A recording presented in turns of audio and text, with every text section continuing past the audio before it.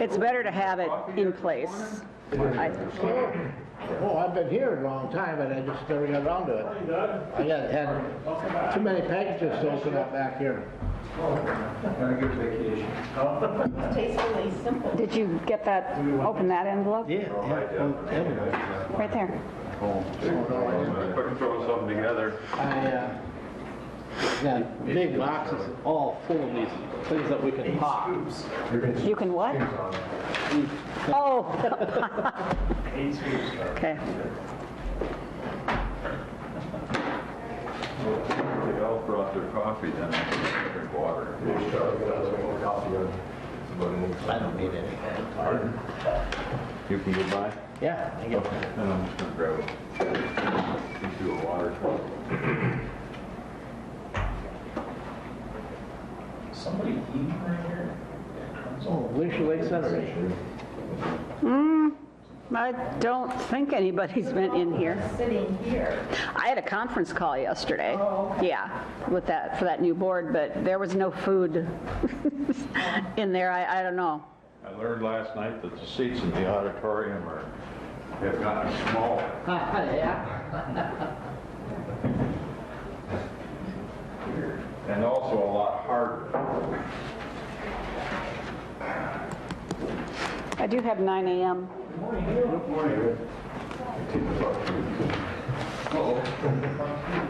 Gives pillows that way.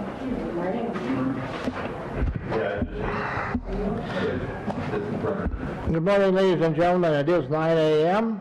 Tuesday, December 17th, and time for our weekly Cottington County Board of Commission weekly meeting, and we'll open the meeting with the Pledge of Allegiance, and I think it's my turn this week. I'll lead the pledge. Pledge allegiance to the flag of the United States of America and to the republic for which it stands, one nation, under God, indivisible, with liberty and justice for all. A couple of housekeeping chores. If you got a cell phone, which I'm sure you do, please silence it or turn it off. And if you do get a call you need to take, please step out into the rotunda so you don't disrupt the meeting, and we would appreciate that very much. Also, this meeting is being streamed live, so if you do address the board, more than likely you will be on the stream, and that's just a heads up, so that you know that that's what's happening. At this time, is there anyone in the audience that would like to address the board with an item that is not on the agenda? We certainly want to allow time for you to share with us your concern or whatever it may be, and we'll do that during the open portion of the agenda. I see none. That being said, is there any item on the agenda that appears to be a conflict of interest for any of the board members? No. That being said, I'll Make a entertain a motion to approve the agenda. Second. A motion by Hatton, a second by Van Duzen. I will ask for an executive session, and this would be a personnel issue, which is one. And it will be a very short executive session, and there will be no action, I think, after we're done. The motion and a second has been heard. Is there any other discussion? Any other discussion? Any other discussion? See none, all in favor indicate by saying aye. Aye. Opposed, same sign, motion carries. The minutes of the December 10th meeting. Approve as emailed. Motion by Hatton, second by Gable. Any discussion? Any discussion? Any discussion? Seeing none, all in favor indicate by saying aye. Aye. Opposed, same sign, motion carries. We're going to have some guests joining us this morning. We have some area legislators, and we're expecting a couple more, so as soon as they all four of them are here, we'll go ahead and Go ahead. Senator Schoenberg will not be here. Right, yep. I believe Representative Deutsch and Senator Wick are planning to be here, so I said we'd probably get to it about no earlier than 9:15, so maybe that's what they're timing. So, Yeah. so we'll see. So in the meantime, we'll go ahead and start with the monthly reports, and we'll start out with the facility manager, Jeff. Good morning, Jeff. Good morning.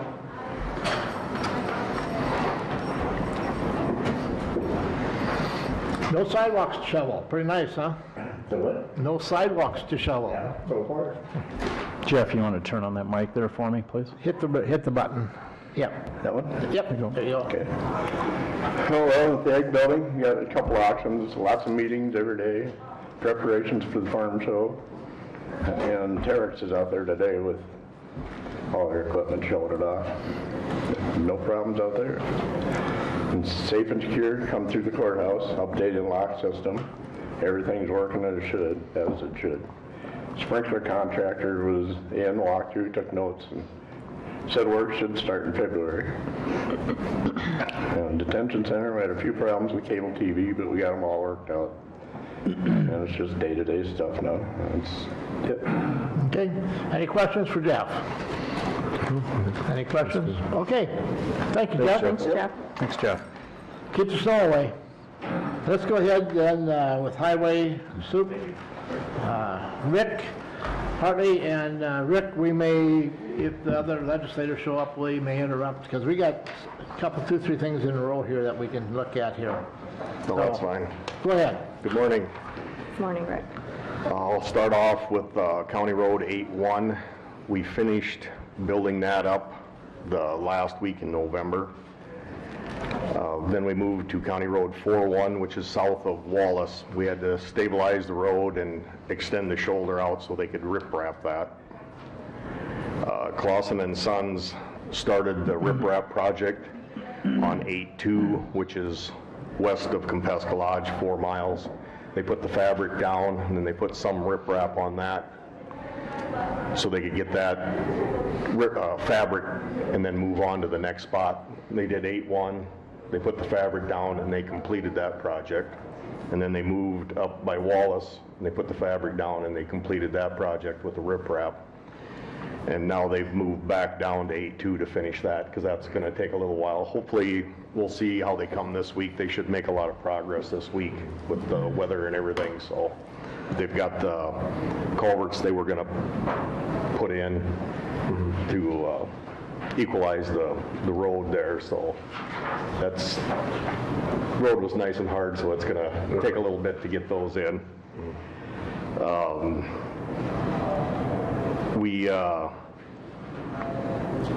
We met with FEMA, Jim and I and Sherry, on the 9th, and hopefully 8-2 and 10-1 will get added to the disaster. They went out and Jim showed one of the guys both sites. The one guy from FEMA looked at 8-2, that was the biggest one. So he took a couple pictures and went back to Aberdeen, so hopefully that works out in our favor.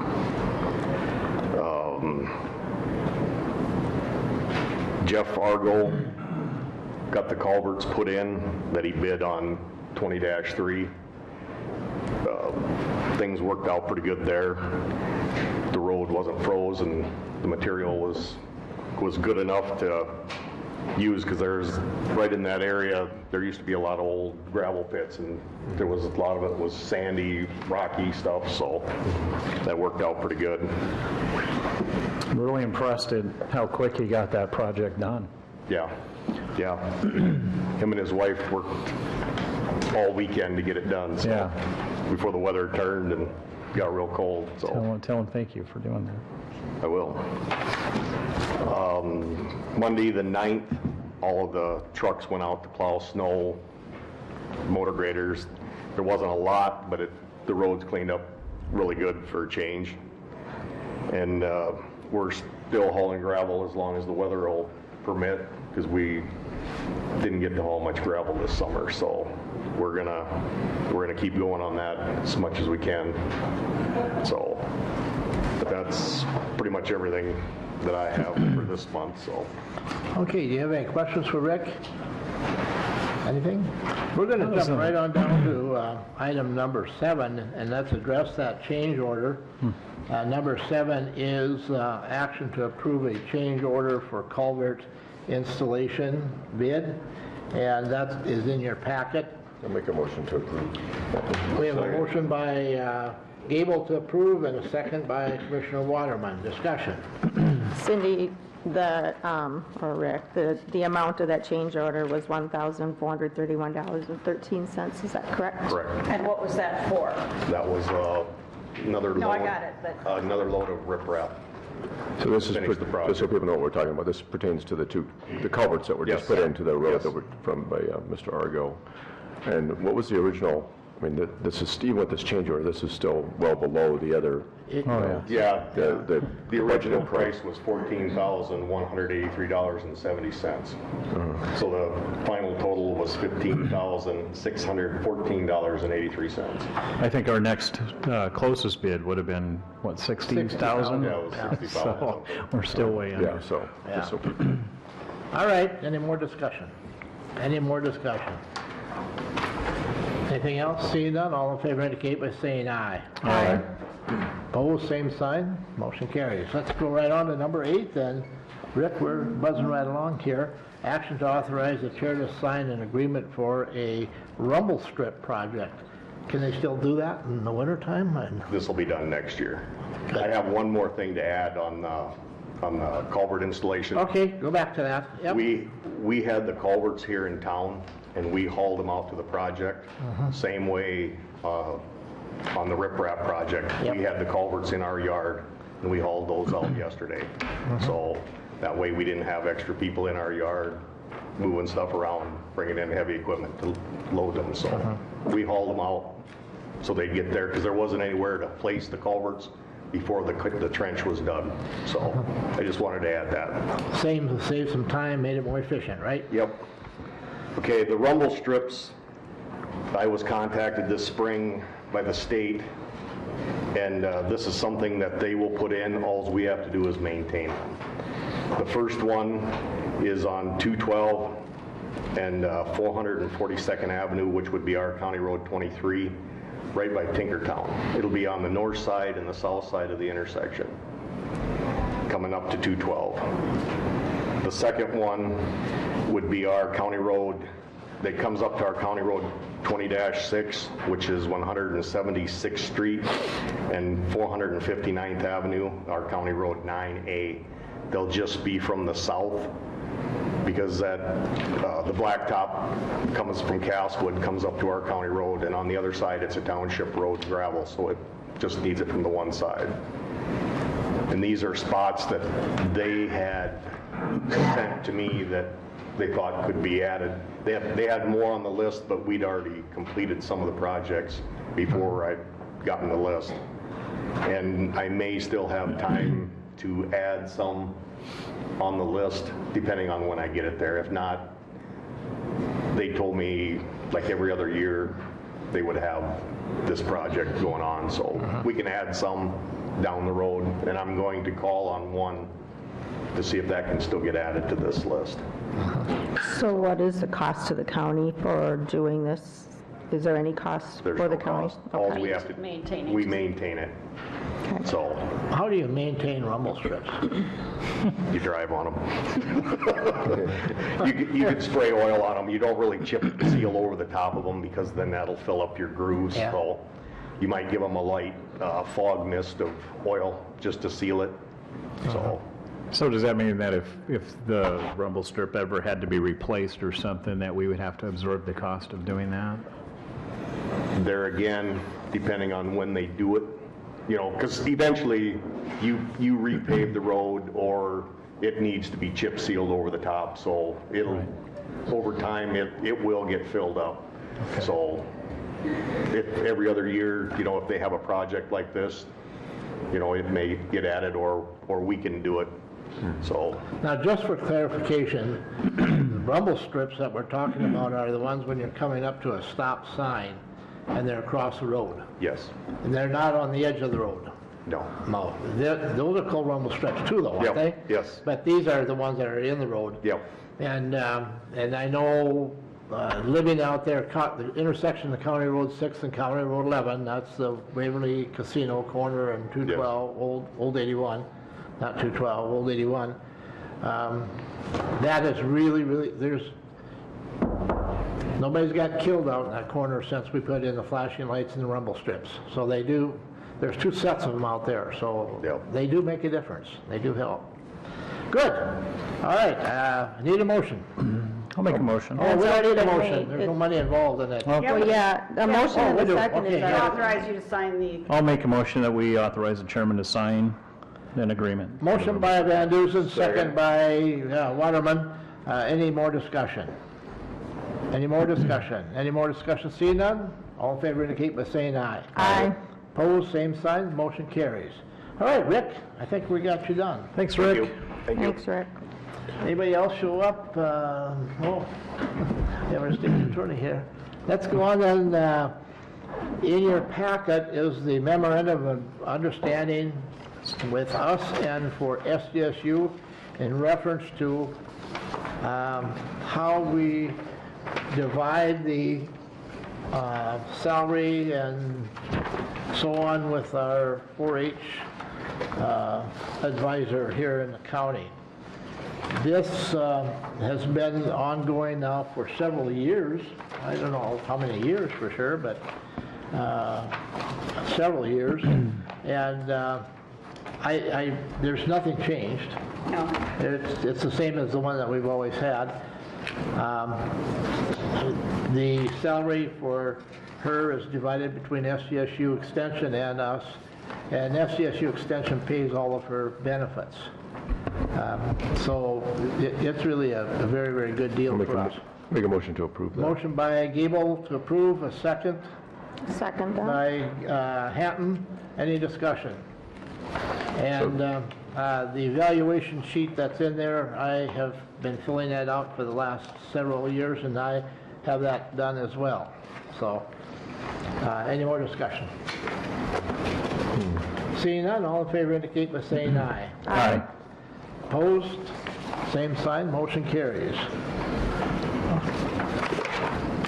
So, Mr. Chairman, I think maybe we could, if you want Go to, ahead. yeah, go ahead with maybe. Okay, the so let's number take, we're gonna interrupt the normal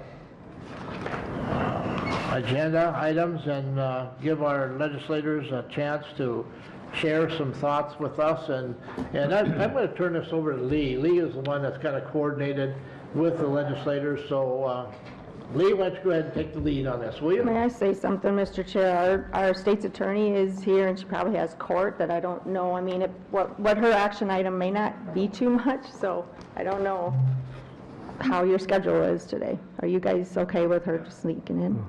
All right, come on up. Okay. It's just an advertisement for full-time. Yeah. Yeah. And which item are you referring to? She's number 10.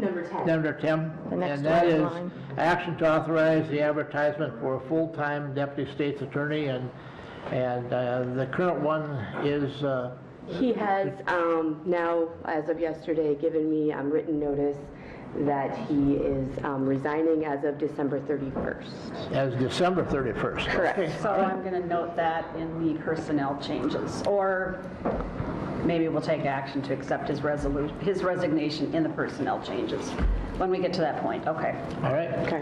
So what I'm asking is permission to advertise to fill the position with a full-time state's attorney with an annual salary within our salary range for starting of $55,728 to $67,379, just depending on their experience. I'll make a motion to approve we have a that. motion by Second that. Gable and a second by Van Duzen, was it? I second Brenda. it. Hatton? Okay, any discussion? And I would guess that will be ASAP, right? It is. I'm going to get the announcement out today. We are going to leave it open till mid-January or until fall is how I'm going to advertise it. That way, if I do get some solid applicants early on, I'm going to start interviews and potentially hire sooner. So, I know it'll be in the details, but just share with us, what are going to be some of the qualifications?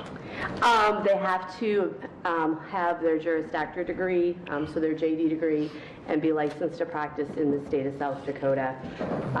We would like someone with some knowledge of criminal, some civil law, practices, procedures for court and stuff. Ideally, we'd have someone with some experience, but we're going to look at all the candidates. So Good. hopefully someone wants to come One to more, Watertown. one more question, Commissioner Waterman. So what we're going to do is we're going from a part-time to a full-time Correct. position, correct? Correct. We will actually, within this salary range, due to how long Mr. Nelson has been with us, will be under what his pay was. And with running the 3 courtrooms, wanting to get defendants through as soon as possible, we need another person in the office full-time. Now, is this position, Becky, is this going to eliminate the part-time one that we just put in? Okay. So this is, go ahead, good. The issue that we run into, if we don't get them through the court system within how many days? There's a certain period of time, 180 days. I would give, though, we had one case come up on our felony docket for this week for the stack. It's within 90 days, and I don't have lab results from the state laboratory, so I can't proceed. That on that one, I'm ahead of the lab.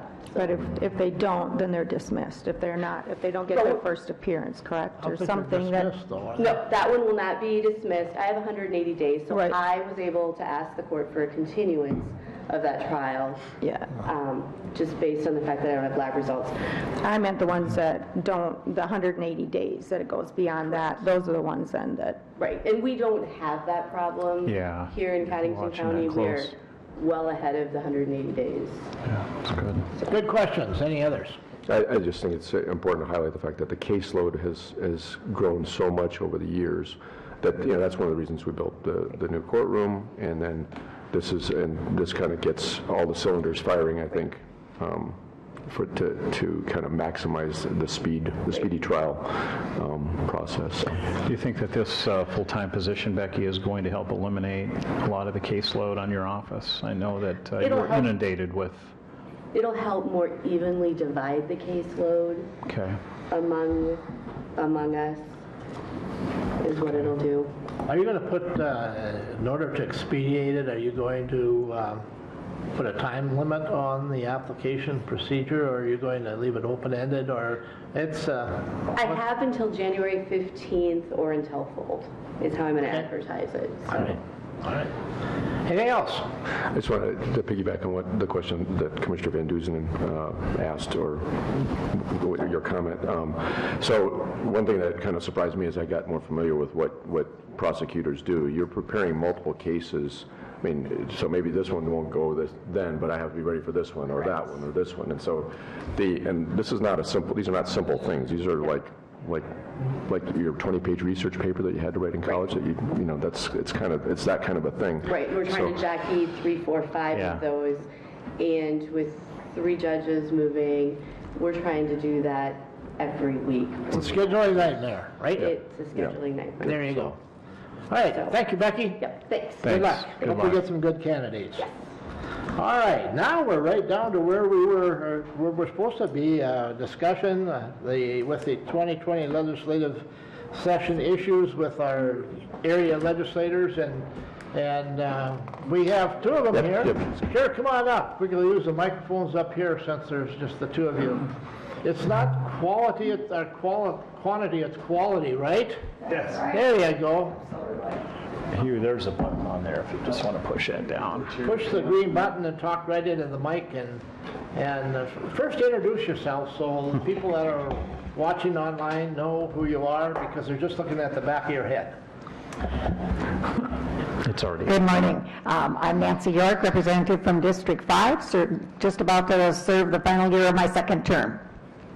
I'm Hugh Bartles, representative District 5, and I'm in my 2nd term as well, and I'm a member of the Appropriations Committee during the session. Oh, and I'm sorry, my committees are local government, which would pertain to a lot of things that you guys do, and also Health and Human Services, which pertains to pretty much everybody in South Dakota. Yep. All right, Lee, go ahead. So this was actually I got the idea from Lee Schoenbeck, who couldn't be here to do this session. And then hopefully Representative Deutsch and maybe Senator Wick might be able to join us. They were a little tentative, I think, but as we go through this. So what I did, I just prepared a few slides to talk about some county stuff that we're thinking about. And then, but I think we're looking for just kind of a fairly quick discussion. It's not a floor debate about anything, but so that we're kind of rubbing antennas, so to speak, as you guys go into legislative session. And so if that's okay, we got Hey, John. Senator Wick. Oh, hi, John. You wanna, we don't have it. John, I'll give you Sit right in the this front mic row here. Sure. And we'll get you a hand mic. All we need is a chair and You sure you want to mic me up after I had to go flag my wife down because I had a fingernail file in my pocket?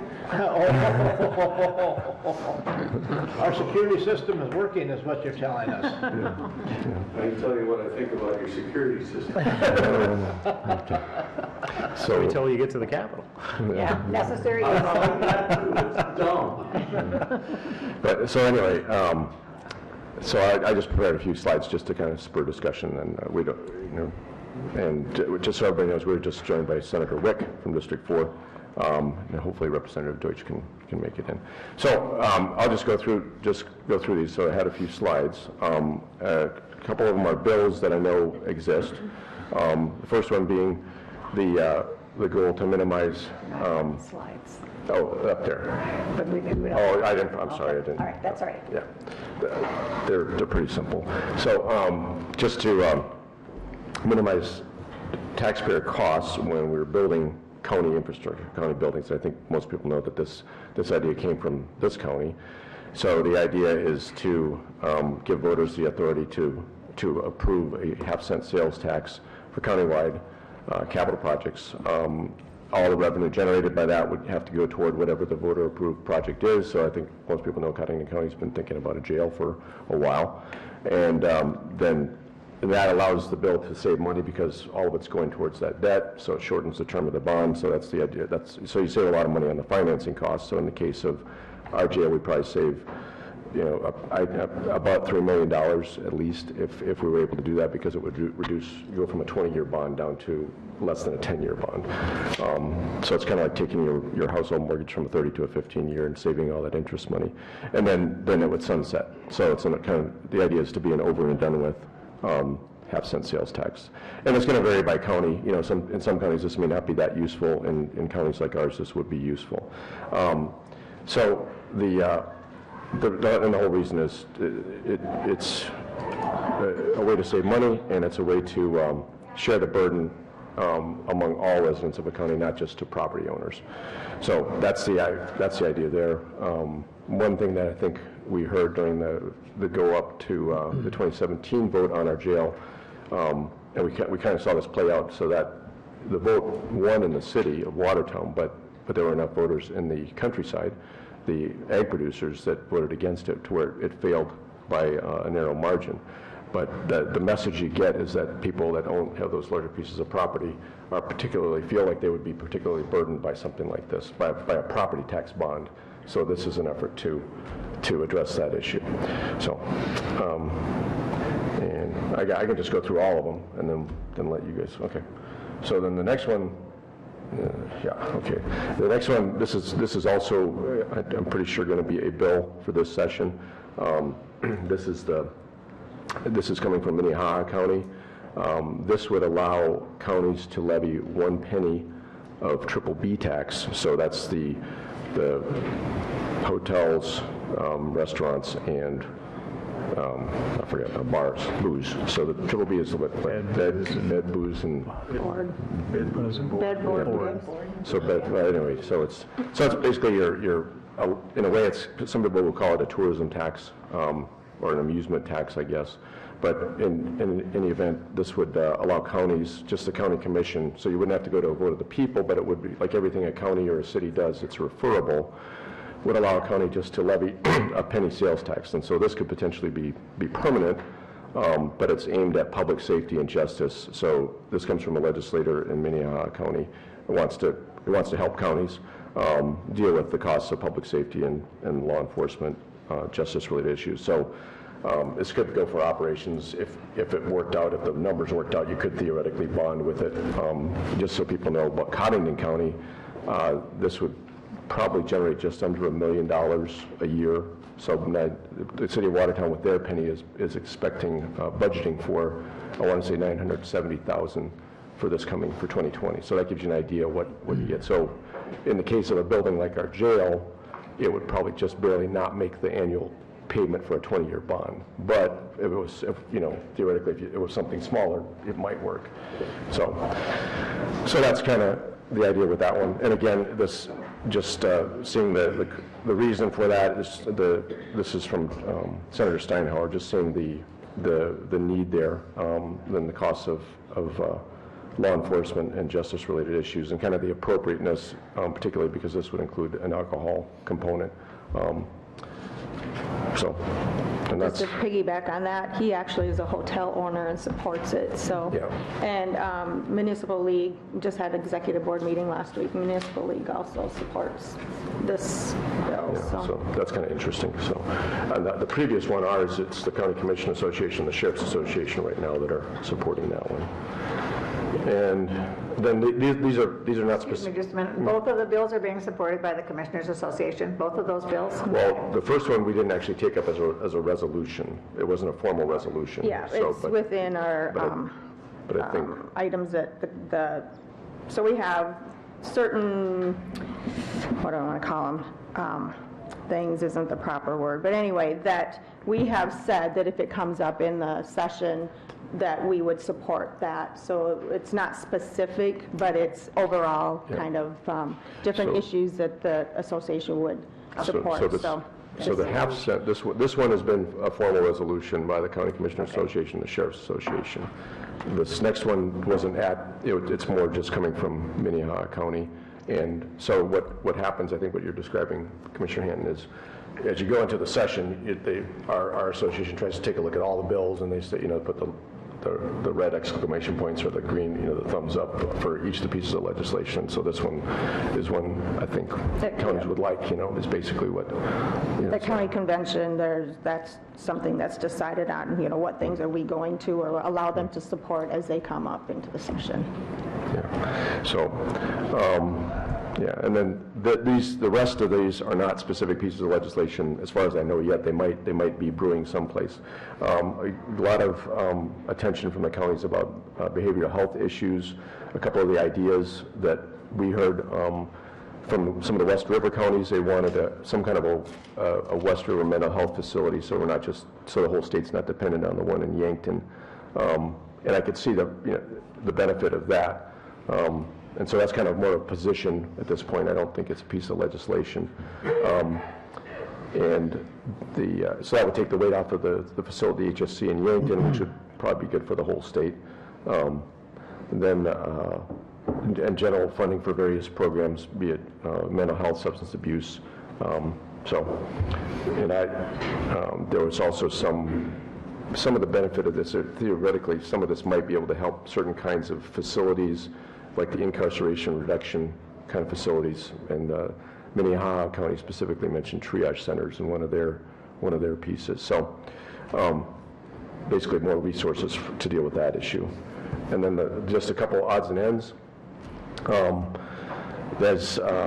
As the system of radios within the country for law enforcement and for emergency management constantly gets upgraded. We just want the state to keep up with that because counties, local jurisdictions have to keep up with it.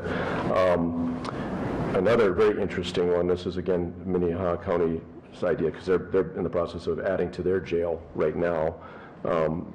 But counties have to pay. We're exempt from sales tax when we do a project, but we're not exempt from excise tax. So in a sense, that's double taxation. So we're paying, we're charging the property tax to build the thing to our taxpayers, and then they get to pay the excise tax on top of that. So that's kind of a position we'd like to see, that excise tax is eliminated from local government capital projects. And then we had kind of an interesting one, and maybe this is just a thought, but something we've heard locally is the last vote there on House Bill 1215 of last year was good intent to get, when counties put county ordinances on, or I think it's local, cities and counties, when you put your ordinances online, they have to be the absolute perfect attested version. And so that can be a challenge for some counties, and so we don't want to get sued over a typo is kind of the worry there. But maybe that's just a thought at this point. So anyway, those are the ideas that I came up with. So. That's your turn. My turn? Yeah. My turn. I must have had a bad look on my face. These last ones are pretty easy for me to address, and I think Senator Wick as well. The emergency radios in the governor's recommended budget, I think there's $5.1 million to finish the upgrade of the infrastructure of the state radio system, so it'll be on the new technology. It'll still require you guys to upgrade your radios, but the infrastructure should be there. And I know a couple years ago we put some money in for another tower to help in one area, and I understand I just learned there's some areas in Connington County that are kind of blank too. By South Shore, we were talking about that, Yeah. by South Shore in the hills. I really didn't realize there was a blank spot here in our county, and so I'll be trying to chase that over the next couple of years of the legislature. It takes a while to put another tower up and to figure out if they're actually going to solve the problem. But I know there are issues, some blank spots in the state radio system, but it's a head and heels above all other states because all emergency responders can talk when there's coverage, so it really is a great system. Double taxation on excise tax, I chased that really hard 25, 30 years ago when I was a school board member. Same issue. We were paying it on school construction, and I was promptly informed that that's necessary so that it's charged on all federal projects, which is a way plus for the state. If we don't tax our local governments, we can't tax the federal government for it. So like all the highway projects pay excise tax. And we come out ahead, so, okay? I don't know if that's... Exclude, huh? That's what I learned 25, 30 years ago, so... We just exclude out. So what you're saying, Mr. Bartles, is we have more federal money coming in than state money coming in. Yeah, when you look at all Taxable money. the projects, at least 25, 30 years ago, that was the answer I got when I chased it really hard. And I was on the same vein you were. It didn't make much sense for me to pay 2% on a school project and then get school aid back, but I think the money kind of flows back and forth, and we come out ahead. They informed me and knock it off. Maybe not in those words, but that was their intent. And publishing ordinances, I remember when we passed the bill that it had to be correct online, that you had to keep it current, because there were some counties that just weren't keeping it current. And I don't know about the unintended consequences, but I think that's something we can work through, and I think counties need to learn how to cut and paste. So, yeah, it could be, it's probably some issues on both sides. Yeah. There's some issues on both sides of that. The only thing is that it opens the door for individuals to sue you because, if things aren't, it just kind of gives them a little bit more avenues. So that's why it's become more of a challenge for us now. Kind of goes down to the Keep old it saying, current. make certain your I's are dotted and your T's are crossed. And that's about what it amounts to. Because somebody will get you. Well, with technology the way it is now, I mean, you could go to an old web page that has a previous ordinance if you have an updated web page or something, and it could be an old copy out there. That'd be hard to enforce, I would think. But Somebody talked on the floor, I believe, or else in committee, about an instance that happened where somebody relied on the information that was on the webpage, and it was completely outdated, and ended up costing a building project a lot of dollars. Yeah. And so that was the intent of that bill, is to keep it updated, not necessarily a typo, but keeping the whole maybe- system updated. Maybe to allow a reasonable disclaimer that, because I think the idea, I've seen some jurisdictions in other places where they'll put a disclaimer, say, look, we do our best to keep it updated, but if you're doing something like a project, you need to go stop by the auditor and make sure you got the current version or something like that. to be able to do that kind of a thing. Probably never happened in Cudahy County because we have a pretty good proofreader sitting over here.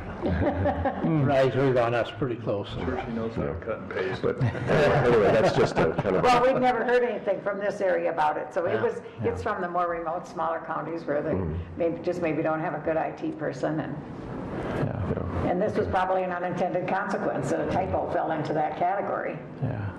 Senator Wick, do you have a microphone handy if you want to chime in on anything? So. Yeah, this was basically for more like the Dual County, the West River counties that really have a limited budget. And if you're going to put it online, you got to keep it up to date. And that's, I think, all the intent of the bill was. Is if you're going to have something online and you don't keep it up to date, then either don't put it online or keep it up to date. And I really think an honest mistake or typo and a lawsuit, I think that would be thrown out pretty quickly. But if the law is 7 years out of date and it's been changed 100 times since then and it's still up there, then you got problems. And that's the way I see it. And as far as updating the emergency radios, I was just appointed by the governor to our state radio work group. I took Senator Cronin's place after he resigned. We are, if this budget moves through and this item in the budget moves through, we will be ready to fund the state trunk side of the P23 upgrade. Completely funded, ready to go before 2023. There have been a lot of talks around the back rooms about finding ways to help local jurisdictions and counties, but right now, the basic responsibility of the state to keep everything up to date and ready for the switch is going to be funded if the governor's budget passes. Is that the 5.1? That's the 5.1. I believe it was 9 million last year. Is that right, Representative Bartles? Something, yeah, and I think we put like 5 million in it last year, and this should finish up the backbone, the infrastructure to the, can't even remember the number, but what'd you say, P25? The P23. P23. The P23 digital upgrade. Yeah. And I think I imagine a lot of the radios you bought recently would either do either system. That's kind of been what's been going on for the last 2 or 3 years, because you couldn't just buy an old style radio. Well, and that was a problem that we ran into a year or two ago. We had to buy new radios because they weren't. Jim is sitting here, that's why I was going to interrupt him. Jim, how are we doing on that? We've been kind of phasing into that, so it's not going to hit us real hard, is it? The counties are going to have to upgrade radios, but the state needs to do these steps first so that we're P25 compliant. And what that does also, it opens up the market. Right now, there's basically 2 vendors that provide the radio communications for our state. But when this goes into effect, it will open it up to a lot more radio manufacturers, so there will probably be more competition in the marketplace. Cheaper, maybe. Correct. You got a ballpark number that it's probably going to cost us down the road? Just a ballpark? No idea. No idea. What we're doing right now is we've got digital radios. Some of the digital radios that we have, Myron, aren't capable of being upgraded to this P25 compliance, but so we're replacing a few of those radios each year here in anticipation for reaching that date where we have to have them. Jim, those radios are about, what, 2,500 a piece or so? Correct. Yeah. For the mobile radios, yes. Yeah. 25. They're like a computer, so it's a fancy radio system, one of the best in the world, I think. And you're very fortunate you don't have to share a border with Minnesota, because in our little town of Big Stone City, we're dispatched out of Minnesota. So we have to have a P23 ready compliant radio that goes with the old state trunk system and goes with the new Minnesota 800 hertz system. And a handheld radio for the city of Big Stone is somewhere around $4,000.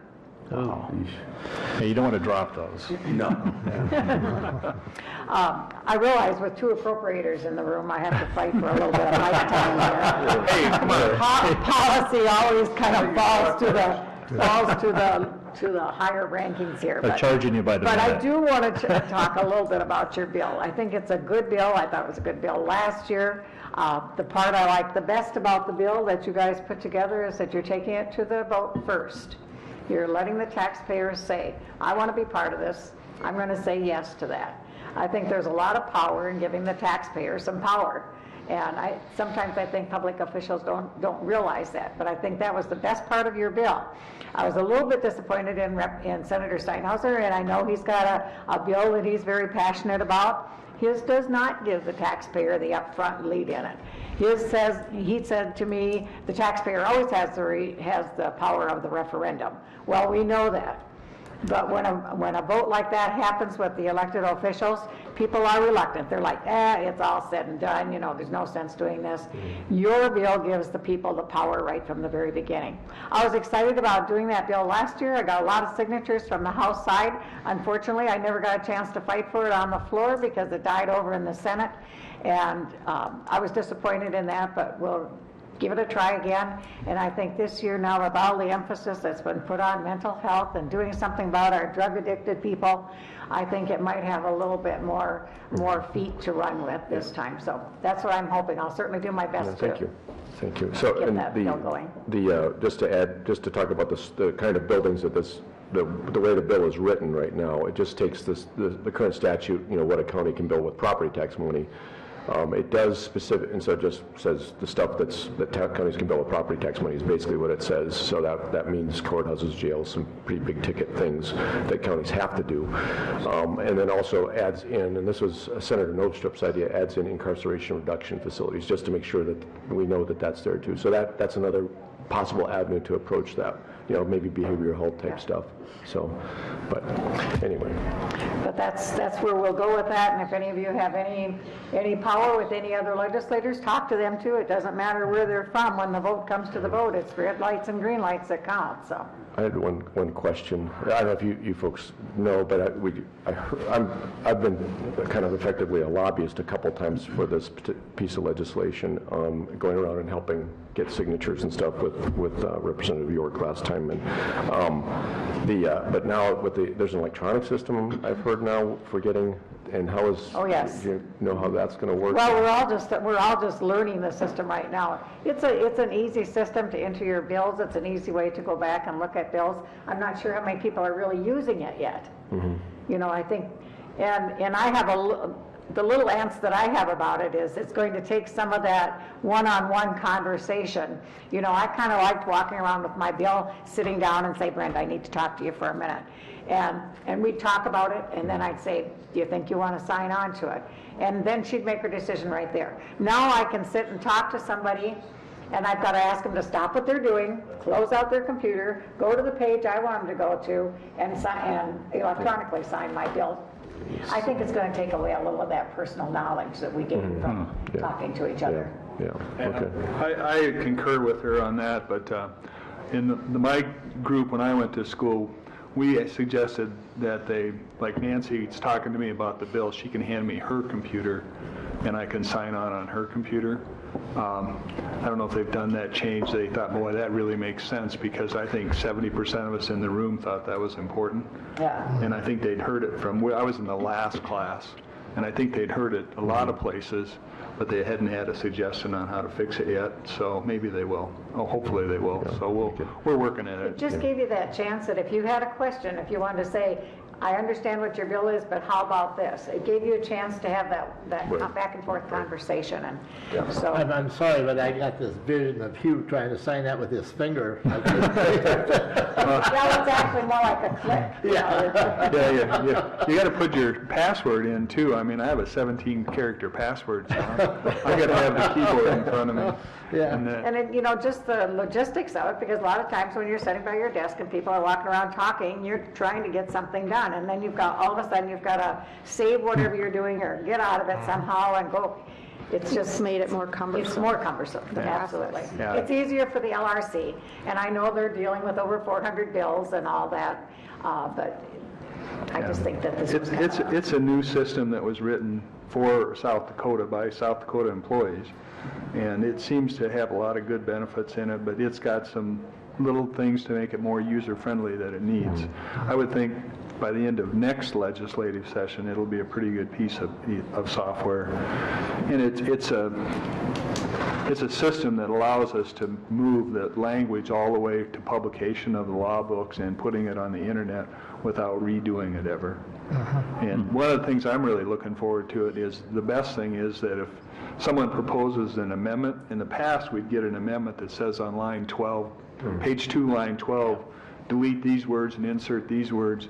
Well, now I can call it up on my computer and see the amendment actually in the bill. So I think that's going to be... It's got some good... It's got some really good features, and it's open to the public as well. I mean, you can go to MyLRC and open an account, go to the LRC, it's southdakotalegislature.gov, and up on the top there's a little link, it's called MyLRC. And you can log in and create your own user ID there, and this is something for the general public. If you have a bill you want to follow, it'll send you an email every time something happens to that bill. They've had that, but it'll be more up to the minute. More up to the minute, yeah. You'll get all the amendments and everything will come to you, and it'll give you access to all those things. So as your bill gets drafted, I don't know who's drafting, but Nancy could send you the link, and it would take you right into MyLRC. They call it, the new one's MyLRC Plus, and it's not live yet, but your user ID will move over. Okay. And but that would take you right to the draft in the new system.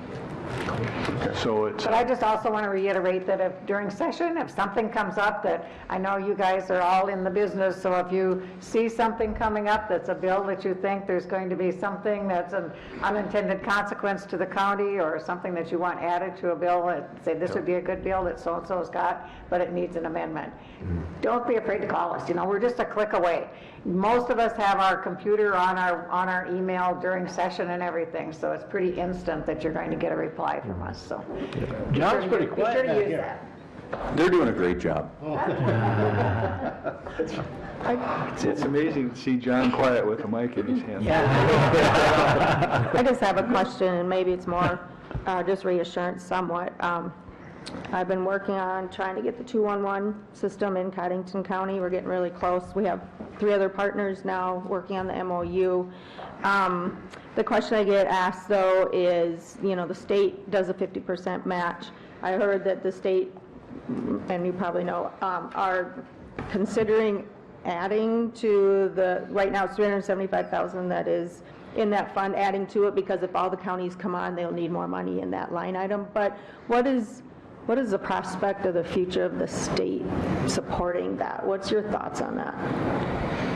That would be an appropriator question. Good question.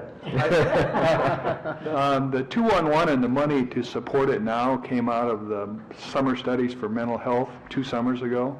That was probably the biggest thing that happened 2 summers ago, other than the fact that it was a big project and we had to break it down in pieces, which we did this summer. They broke it down into a lot of smaller pieces, trying to move the process ahead.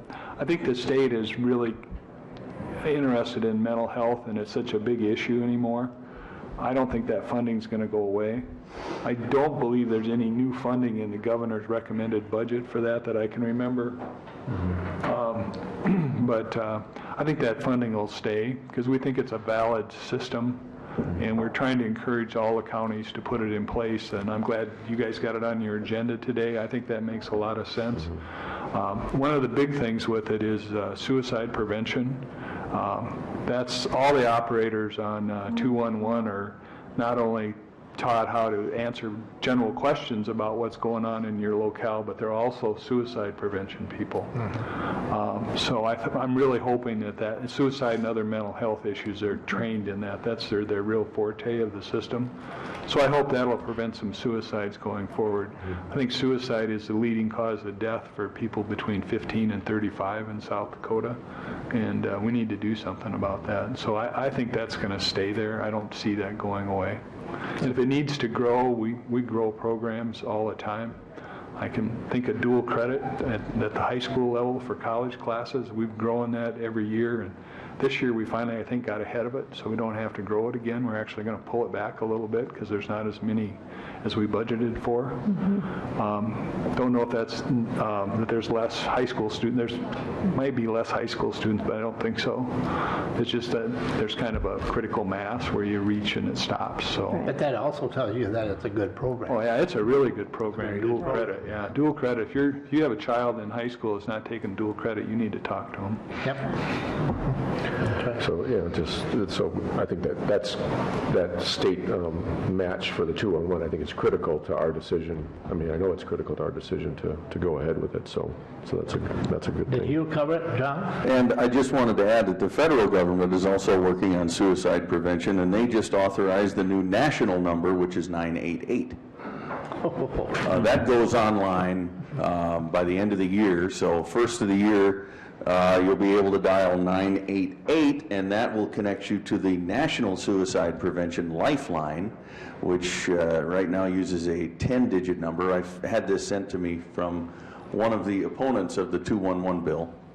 But at the same time, it's another resource that's out there. So it's just like 911, only it's going to be 988, and it should be live nationwide by the first of the year, or February 1st at the latest.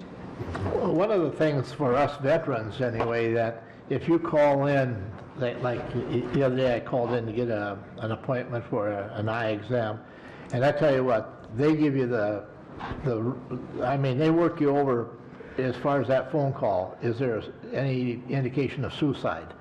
The veterans, any of you find that? I mean, they do a very thorough process of going through some questions to ask anyone that calls in for veteran service. I mean, it is, they do a good job. And it makes it pretty easy. It's very effective. Good, thank you, John. Well, any other comments from our legislators? I really appreciate your time. I mean, Before we leave, I wanted to commend Brenda on getting the center call. I mean, what are you calling in the center now? The house for the halfway house or whatever. Oh, the transitional housing. Transitional housing. She fought for that. She was dedicated to it. I tried to work with her a little bit on it, but a lot of it was happening during session last year. But she's got that up and running, and I think that's something that county commissioners all over could look at and make an example of, because it's going to be very successful and it's a wonderful asset to our community. And I just want to publicly thank Brenda for all she did to get that going, and any of the rest of you that helped with that. Thank you. Thanks, Nancy. Just so people know what we're referring to. So this is transitional housing. So when somebody leaves incarceration, or drug court client, or somebody leaves jail, the idea is that, and this is totally a nonprofit effort that Commissioner Hanton coordinated, so it's not costing taxpayers money, but just a community effort to provide some assistance to folks when they leave the jail so that they can get back on their feet. And housing is kind of the key thing. Yeah. So. And I think from the very beginning, it takes into consideration that those people are taken away from their family, which takes away their support. When they're incarcerated this way, they can get back into the life stream and be clean and healthy, productive citizens. So. Because a lot of these, some of these individuals, no longer have family support or friends because they burnt all those bridges. So they really have nowhere to go, and so it is just an option for them. And it is a requirement of drug court, but we've also now included lower level felony individuals, so that, the hope is, and it's the same thing as Attorney General talks about, getting these people when they're just getting into this system rather than so far deep in, because these individuals that are going to drug court, it's either that or the pen.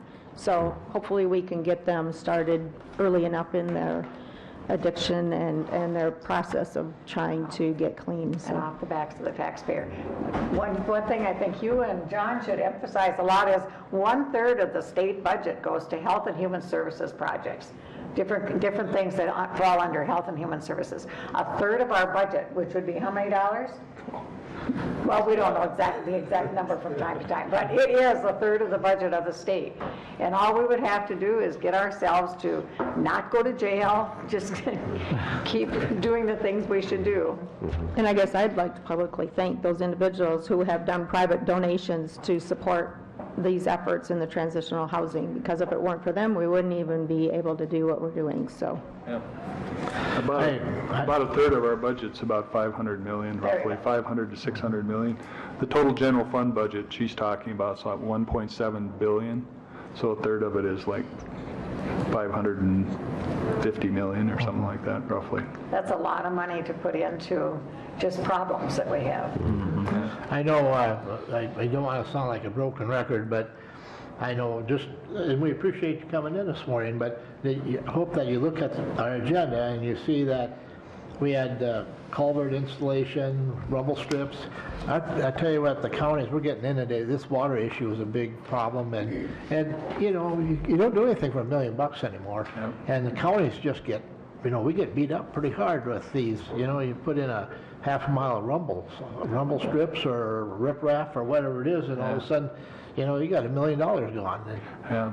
It's tough. That was one of the things I was going to talk about. We had an appropriations meeting last Monday, Tuesday, and Wednesday, and on Wednesday we got a really good report from the State Department of Transportation on state highways and where they're at with highways.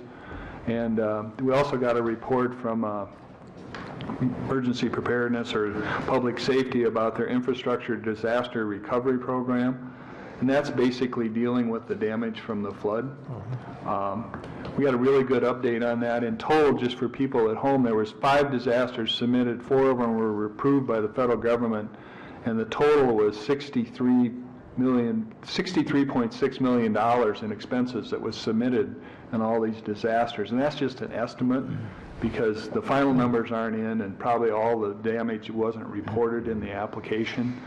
So we think that's going to grow.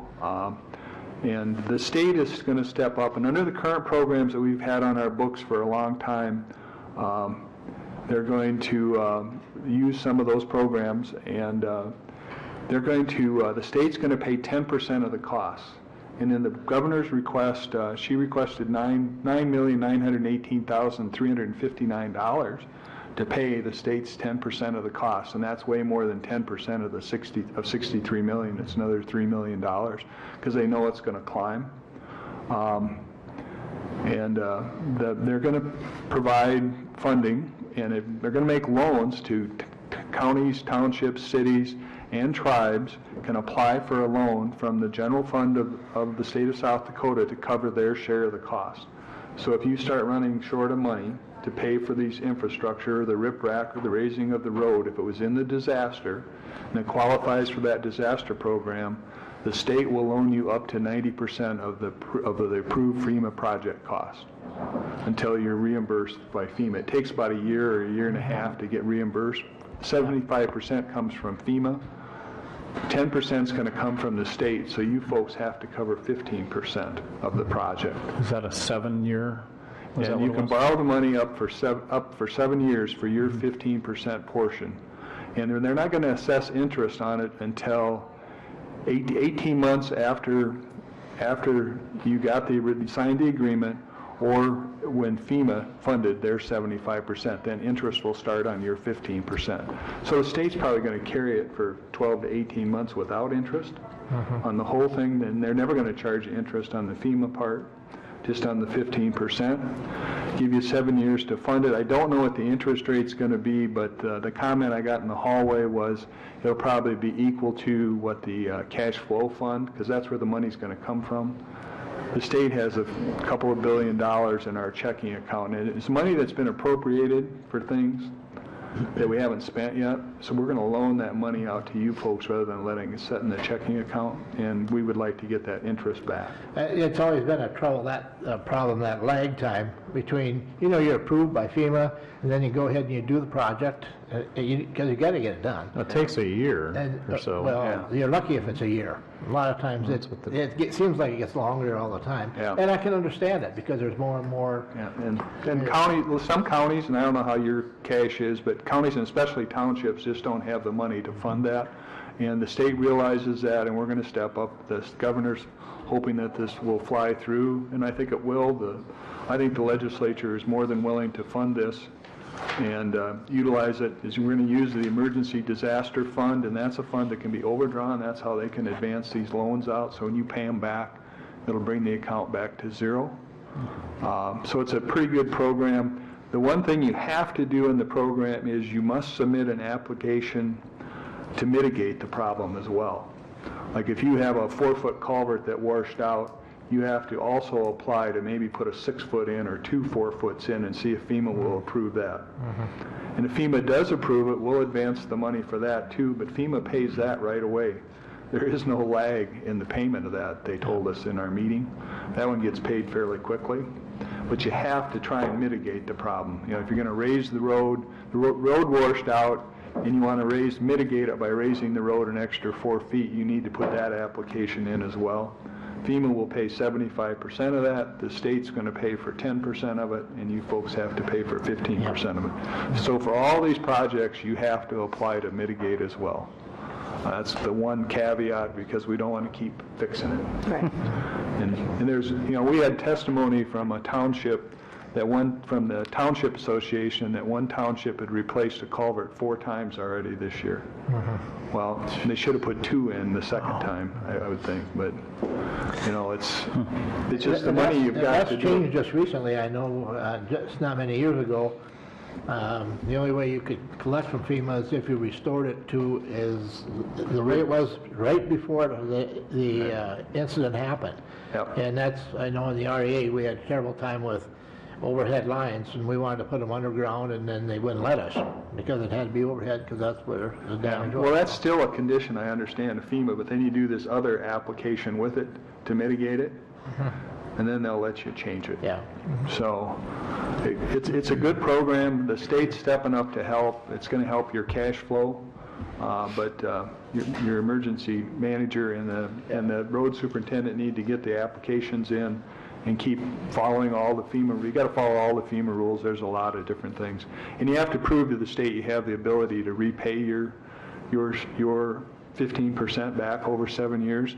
So a lot of townships will have to either opt out for more taxes, or there's a 50 cent per thousand road and bridge levy that they can put on. Some of them will have to implement that to pay it back, but they have to have a method to pay it back. Yep, because some of them Before have it'll get implemented the snow removal one, but some Yeah. of them have that, and So- it's specific. So there's some interest to help townships be a little more flexible in their taxing as well, and we'll see if a bill like that surfaces.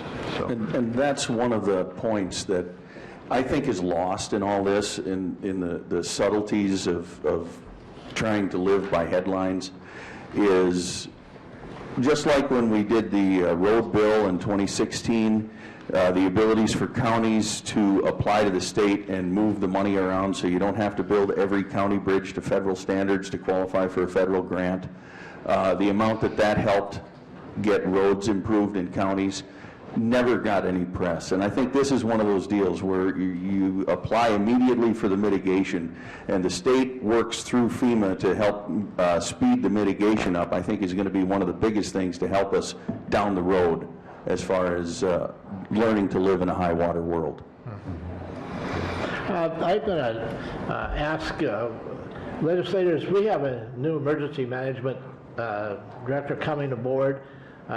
Jim introduced your replacement, just so you guys know who Jamie is and you see him. And Jamie Torstensen, and he'll be starting with the county on January 1st and working with me for the month of January. And I'm going to be going off into the sunset. well, that's too bad. And the other gentleman is Rick Hartley. He's our highway superintendent, so he's the other one. Those are key people that we're talking about right here. Yep. You got all this down, you guys, right? Take care of us. Next session starts January 14th? Is that right? January 14th? Yeah, the session starts on the 14th, yeah. Being appropriators, John and I are moving in on the 12th, I believe, because we have a meeting That is scheduled correct. at 8 on the 13th. So we get a day's head start. So the 13th will be my last day as lead co-chair of the Joint Committee on Appropriations, and then the House takes over effectively once the gavel drops on the state of the state. Yeah. So is there a pot of gold under the rainbow? Have you found it yet? All we'll say to that is November expectations, or November actual collections were slightly above our expectations for statewide sales tax. So if anybody is listening, shop locally. That's good. If you want us to spend more money on state projects, shop locally.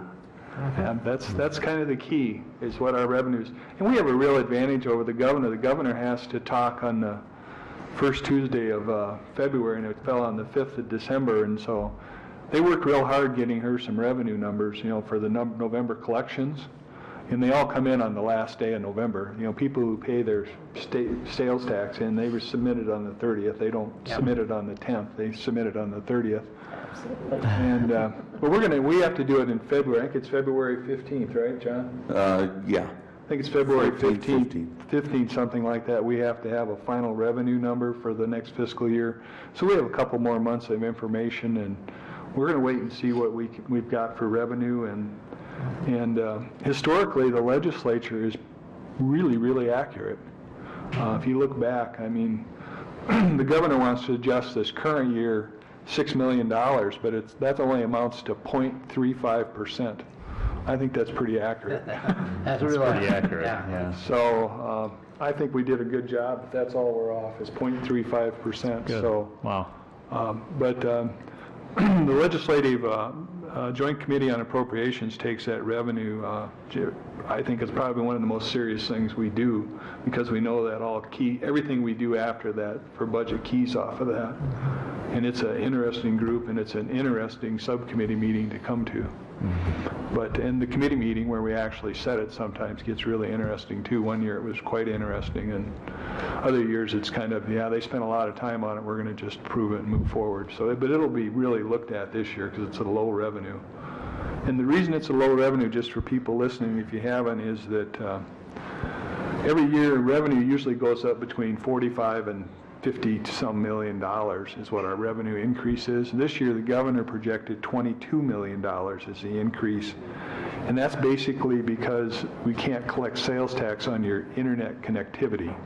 Like if you get your internet from Qwest or Midcontinent or Vast, or even on your cell phone, there's been sales tax on that. Well, starting July 1st, the federal government has deemed that we can no longer charge sales tax on that because it's interstate commerce and it's important to our public, and it should be as accessible as possible, so it can't be taxed. And that's going to cost us somewhere between $20 and $25 million.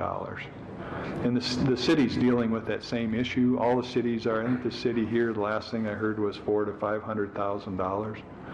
That's part of the reason they're looking at that storm sewer deal, is to replace that revenue. We really haven't talked about, and neither did the governor, about replacing the lost revenue. I know there's some representatives that have came to me to ask about how to replace the revenue. That's a big thing to replace revenue, and you guys deal with that here as well. So We already seen that with landlines, right, Cindy? There was some tax that we lost when a lot of people are going to cell phones and dropping their landlines, so we've already experienced that with some of that. So it'll be really interesting, and like I told my fellow legislators, the 20 to 25 million, and we're using 20 right now, is kind of a sophisticated estimate, but it is just an estimate. It could be higher than that quite easily. And a lot of that will be determined based on how the providers decide what portion of the bill was your internet. If they decided that your phone access charge or the tower charge on your cell phone bill was, say, 70% of their costs, and the internet access was 30%, that's the part they're going to drop the sales tax on. Sure. But if they decide the internet was 70% and the phone access was 30, that's going to be the trick. I mean, that is going to be where the math gets real fuzzy, and that's going to be the real number at the end of all this. So this 20 million, we could be 20 million short, we could be 7 million long. We don't know. It really depends on how the math gets done. We go through that here too. And everybody listening in for their July bill should see a reduction when they pay it in August. Watch for that and ask if it doesn't happen. Absolutely. I mean, that's the key. They could switch the charges around and leave your bill the same. So you got to kind of watch what's going on here. And I visited with the Look what your PUC. taxes are now, right? And that's how much your bills should go down. Yeah, we think it's that's potentially a $30 million tax savings for the citizens of South Dakota. And you need to watch it in August when you pay your bill. the PUC is watching, and they've already had some contacts about it. And, I mean, there is a positive side to this, is there's $30 million coming back into the pockets of South Dakotans, and they can spend that in other ways. Now, it doesn't seem like much when you're talking about $6 a month. But if you have, you know, 5 kids and they all have phones and you've got all those bills, I mean, $30, $50 a month maybe? I mean, that starts turning into real money. So hopefully you put that in people's pockets and that turns around, and hopefully we'll be looking at a better year next year. But as of right now, we've got to learn how to deal with, you know, we're budgeting $20 million less. But the one thing I don't want anybody to forget here is that's going back into our taxpayers' pockets, and that's always a good thing. Well, I think this is probably a good time to close on a positive point. We appreciate you coming in, Hugh and Nancy and John, and we feel that our legislature is in good hands. I think what I like, especially with our legislators here, is I know you on a first-name basis, and you know me, and I'm not afraid to call you or run you down or whatever on the street. Not run you down. Let them run. That's against the law now. Not yet, anyway. No, you're still all right. Make sure you stay on the sidewalks. And I'd like to thank Lee for getting you together and having you come in to see how we operate here. So thank you for your services, very much appreciated. This is something that our state association would like all counties to start doing, is to have these one-on-one, you know, conversations with the legislators, even earlier in the year than this, so that we can kind of work together, and then you guys understand what our issues are, and we understand then what your issues are as well, so it becomes a better working, so hopefully that's something that will keep. Communications is important. I used to have to wait, Wentzler, is that the lady that reports from during the Senate session, that Rita Wentzler or something like that, is that her name? I don't know. Anyway, I always a lot of listen to that report, you know, now Bob Mercer. instantaneous. So with me all the time. Thank you. I know you got other meetings to attend. Thank you very much. Appreciate you coming in. I'll be in contact with you guys. Thank you a lot. All right, you. thanks. All right, let's go on then to item number 12. Just we've been talking about it. Action to adopt a resolution to implement the 2-on-1 program in Cottington County, and I don't think there's a hard copy in here, is there? No, I think we got there it is all not. online. Yeah, I believe it was emailed. I sent it to Cindy. At this point, I guess I'm going to make a motion to authorize the chair to sign, and what it is an application. I guess I just want, plain and simply just that, it's not completed yet, so when that comes, but anyway, just want to make the motion to let the partners know that the county is indeed serious about and plan to support this. I'll second the motion. Let's narrow that Can I motion put some down. work? Yeah. I don't want to put words, but a motion to I know what she's formally trying to commit say. Cottington County to implement a 2-1-1 program and to pursue development of an MOU designating partners and cost sharing? Yes. Is that, Yeah, Is that what you wanted to say? that's basically it in a nutshell. Who yeah. seconded the motion? I did. Is that what you wanted it to say? Yes, sir. We have a motion and a second. Any more discussion? It looks like And that. this basically, as I look at it, 4 entities involved, correct? Mm-hmm. Yes, And dollar-wise, it's 3,900 or something, 30. 28,000, right? Split 4 So, ways? yeah, No, no, it divided is, 4 it's ways. 13, okay, here we are. So it will be $13,119, split 4 ways. so the MOU is going to need to designate who is going to be in charge of collecting the funds Yep. and making the payment. And that's what Something we're that working needs on to be- right now. We'll formalize that as to when we get that figured out of who that So- entity will be that will be invoiced, and then the rest will. And on the MOU, the way we were working on wording it was, so if other organizations want to contribute a lesser amount, because a few community organizations have voiced that beyond the 4, so the 4 we're talking about are us, the city, United Way and Prairie Lakes. Prairie Lakes. And so, but a couple other organizations have voiced the desire to help out, and so. So that dollar amount could possibly Yeah. be less. So So whatever- that's, yeah. yeah, Not to exceed a not to certain amount? exceed 3,000, that, was it? 13,119 divided 4 ways. What was that, 20? Yeah, I had, Something. I didn't write it down, no, 30-some hundred. 13,119.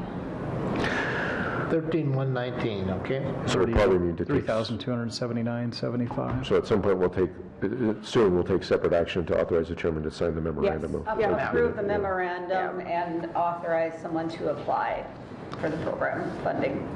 All right, This any is more just a discussion? formal motion, commitment that we are planning on doing Any this. more discussion, any more comments? See none, all in favor indicate by saying aye. Aye. Opposed, same sign, motion carries. Chairman Johnson, it was brought to my attention that we did not take action on number 10. We did not take action on No, them. we have a motion we and a didn't vote. second, but we did not vote. Oh, Correct, so. well, I'm we sorry have- about that. We have reviewed the recording and, yeah, so we just need, All right, let's go back to item number 10, action to authorize advertisement for a full-time deputy state's attorney. We have a motion by Gable? Gable, a second by, I second it. and any discussion in reference to that motion? Any discussion? Any discussion? Seeing none, all in favor indicate by saying aye. Aye. Opposed, same sign, motion carries. I guess I wanted to get the legislators in here and get them out of here, huh? We did that, turned out good. Let's go on to item number 13, which is discussion, possible action to approve a revised Memorial Park Campground Manager's contract, and that I received online. What do we want to do with it at this point? Well, at this point, Mr. Chair, that has been forwarded to our state's attorney, Becky, for review, and we're waiting for her comments before we take any action on that. Now, if we have some, I read through it and looked pretty good. I have a couple of comments. Can I just email them back to you? Yeah, last week I had sent that Yeah. back asking for comments, and Commissioner Gable was the only one that had responded, so Yeah. I did make those changes and then forwarded it to Becky. If you have additional changes, please send those to me and I can get them Yep, I'll send it edited. to you. And then send the updated contract to us, so we All can see right. what those changes are. So at this point in time, it's information only. Number 14, action to approve claims for payment. We have none, right? we have one. We have one, all right. The culvert project, which you approved the change order for. Yep. That project is payable to Jeff Argo Excavating in the amount of $15,614.83. Move to approve. Motion by Hatton, second by Waterman. Any discussion? Any discussion? Any discussion? Seeing none, all in favor indicate by saying aye. Aye. Opposed, same sign, motion carries. Any automatic budget supplements this week? None today. Oh, that's real good news. Action to approve personnel changes. I saw one in here. Well, let's take action to accept the resignation of the Deputy State's Attorney Chad Nelson effective December 31st. All right, I'll entertain a motion. Second. Motion by Hatton, second by Van Duzen. Any discussion? Any discussion? All in favor indicate by saying aye. Aye. Opposed, same sign, motion carries. All right, then you want to go through the others? Just a second. Yeah, we do have two others, okay. Yeah. We have two, earlier in the year, you took action to approve position title changes for the two clerical positions at the nurse's office and the WIC office. At this point, we need to take action to appoint a new rate of pay for those two positions. And the recommendation, I've been talking with the community health nurse and Terry Satterley. The recommendation for Jeannie Oschendorf will be $20.84 per hour. And for Sarah Amon, who is the WIC clerical, she will be the deputy office coordinator, $19.22 per hour. All right, you've heard the suggestion, the request. I'll second. A motion by Hatton, second by Gable. So what's the effective date of these changes then, Cindy? January 1. Okay. Any discussion? Is this does this reflect a difference in the step they're going to be at, like, or just The step, we have prepared the 2020 payroll resolution, so this is reflected in that, but we have not adopted the 2020 Right, okay. payroll resolution Okay. because then kind of holding off on the highway union getting Yeah, back to us, so. Yeah, okay. Yeah, these amounts will be reflected when you I see, adopt okay. that All right. resolution. Okay, any more discussion? Anything else? Any more discussion? Seeing none, all in favor indicate by saying aye. Aye. Opposed, same sign, motion carries. We have one travel request, couple travel requests here. Just one. Okay, the one from Sarah. Yep, the welfare director requests authorization to travel to the NACO Legislative Conference. And there is a request form in your packets with the dollar amounts indicated that she is estimating. You see the request?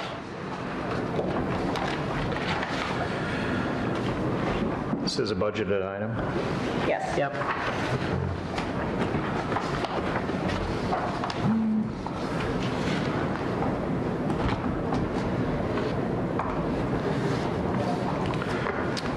Did you all get a chance to read the letter that was attached to it? I'll make a motion to approve it. We have a motion by Commissioner Gable I'll second. and a second by Van Duzen. Any discussion? Any discussion? Well, she's on the Health Policy Steering Committee. I would think in her case, this conference is probably more important than the annual conference. I mean, if I had to choose between the two of them. I don't know if anybody else has any insight on that. The letter says that as part of this position, she is expected to participate in her monthly conference calls and also attend both NACO's legislative conference and the annual conference.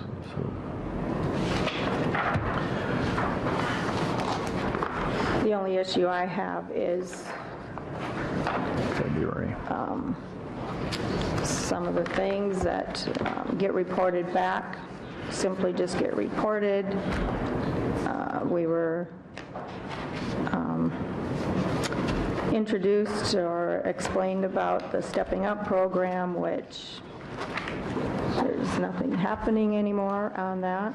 And it's pretty much gone by the wayside, so I guess I'm disappointed in some of the outcomes. Any more discussion? I hear what Commissioner Hatton's saying. I think this is a little bit of a separate issue. This is more about, our county just being part of a bigger discussion at the national level, regarding legislation that pertains to counties. In the case of Sarah, with the health policy issues that would fall under the welfare office in our case. So, I hear you on the first thing. The other thing you mentioned about stepping up, I hear you on that one. That was something that was introduced or that was brought back from, that was a NACO legislative sort of, I don't even know what I want to say for sure, but it was something that was brought from NACO that was an opportunity for counties to be able to partake in and help. Some of the things that from that we have been doing. We're at a point where we need to take a few more steps. So I agree with you on that. So one of the things that we should probably think about doing down the road, and I know we do this in one of the other boards I sit on, is that when someone attends a national conference, is when we meet again or soon after they've returned from that national conference, is to give us a report. And that way, that'll hold their feet to the water, or hold their feet to the fire, I should say, and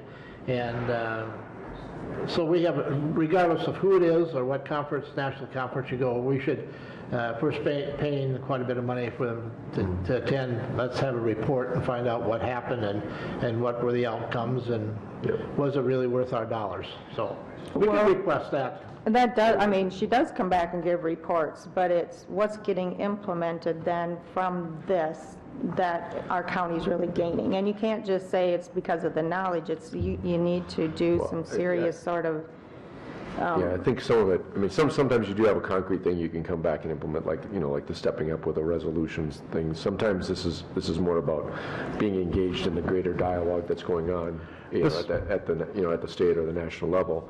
And there may not be a concrete item at that point, but you want to have your voice heard. I mean, that's kind of the idea too. So there's, you know, I think it's nice if there's an immediate effect where you have that thing that you can come back with, you know, a policy or something or a program, but that you're not going to have that, I don't think, every single time.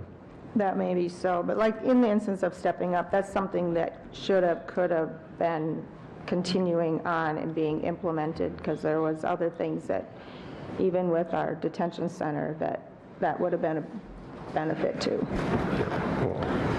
All right, any more discussion? I would just ask that when she returns, she give us a report on her experience. You bet. Any more discussion? Anything else? Seeing none, all in favor indicate by saying aye. Aye. Opposed, same sign. No. Motion carries.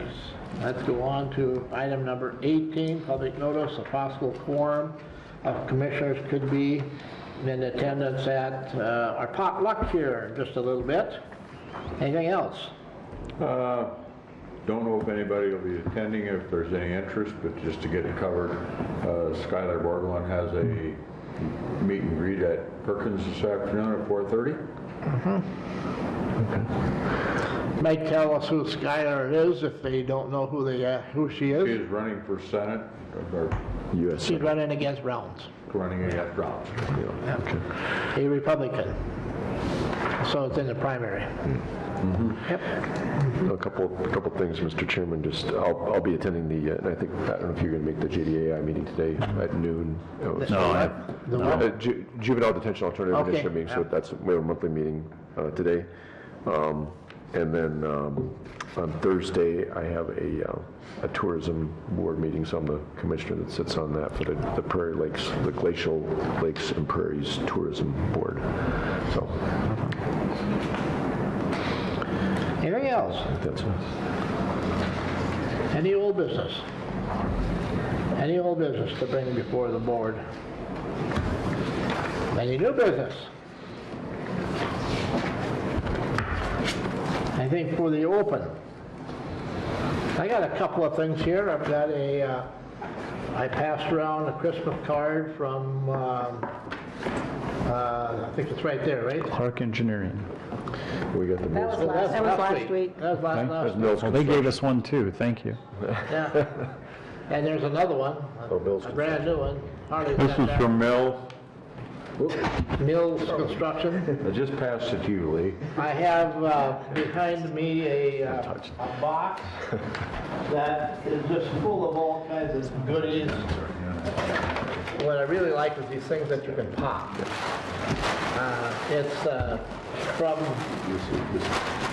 It's actually from Groves Engineering, I believe. yeah, Groves Engineering. That's who this one is from. We have some more goodies behind us here. This is a tray, heat tray, whatever you want to call it. This is from Glacial Lakes Energy. I think that's all that we have. So we've been acknowledged by some businesses in the local community for our efforts. So appreciate that from all of you people out there. Thank you very much. Anything Merry else? Christmas. Any other thing for the open? Oh, Good. that's just junk. Oh, yeah. Yeah, This is, nothing that needs to be. literally. as that's noise. Point of interest, yeah. Yeah, just noise is all that is, yeah. All right, let's then go into executive session for personnel issue, item number 1. Make that And I motion. would ask Cindy if she would stay. I'll make that motion. Motion by Hatton, second by Van Duzen. All in favor indicate by saying aye. Aye. No action is likely? No action likely afterwards. No action, no.